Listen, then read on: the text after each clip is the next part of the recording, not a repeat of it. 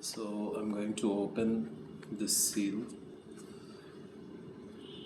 So there is already some gaps, grooves in between these two cards.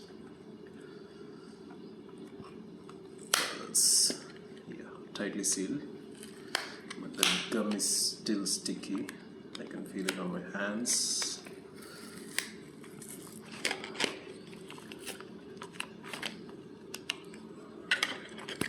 Yes,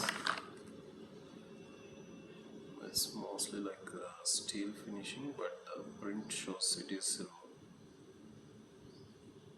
Yeah, it's really heavy, but the edges are really